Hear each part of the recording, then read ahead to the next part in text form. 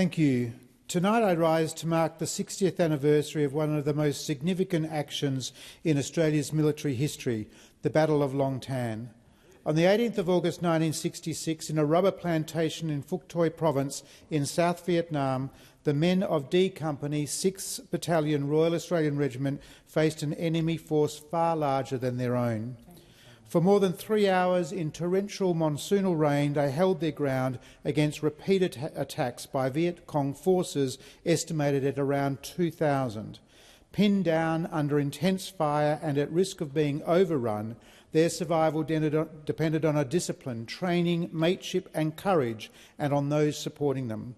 Australia and New Zealand artillery provided fire support as ammunition run low. Two Royal Australian Air Force helicopters flew through atrocious conditions to resupply D Company. As darkness fell, Australian armoured personnel carriers carrying a company fought their way through, forcing the enemy to withdraw. By the end of the battle, 17 Australians had been killed. Another would die of his wounds. 25 were wounded. The average age of Australians who died was just 21. 11 were national servicemen and 7 were regular army soldiers. Among the fallen was West Australian Private Richard Alfred Eldersey. Born in Netherlands and raised in Western Australia, Richard served with 6 RAR. On August 16, 1966, aged just 20, he was killed in action at Long Tan. Today he rests at Karrakatta Cemetery. Another West Australian who paid the ultimate price was Corporal Peter Edward Pete Clements from Cunderdin. Pete served with 1st Armoured Personnel Carrier Squadron, whose vehicles reinforced D Company at a critical stage of the battle. He was wounded at Long Tan and died from those wounds on the 27th of August 1966, aged just 21. He rests at Mora Cemetery.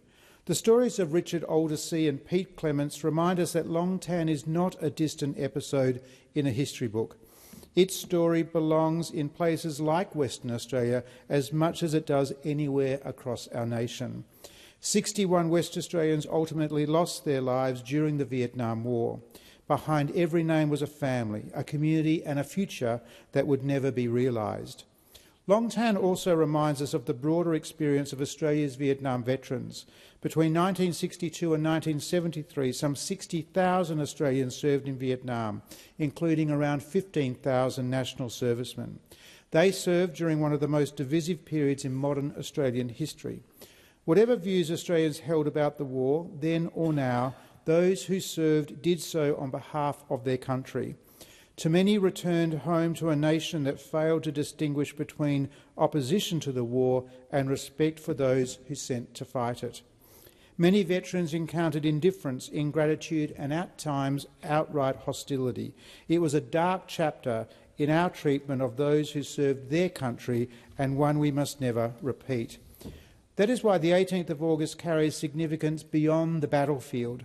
What began as Long Tan Day became Vietnam Veterans Day, a national occasion to honour every Australian who served in Vietnam.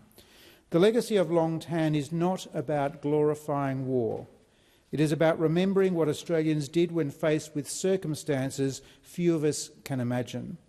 They held their ground, protected their mates and carried out their duty. Some gave everything. 60 years on, we remember the Australians who died at Long Tan and those who survived, returned home carrying its many memories. We remember the 523 Australians who died as a result of their service in Vietnam and the thousands more who were wounded. We honour every Australian who served and the families who shared in their sacrifice. And we especially remember West Australians such as Richard Aldersey and Pete Clements, young men who left their communities to serve their country and never returned. 60 years may have passed, but our obligation to remember them has not, lest we forget.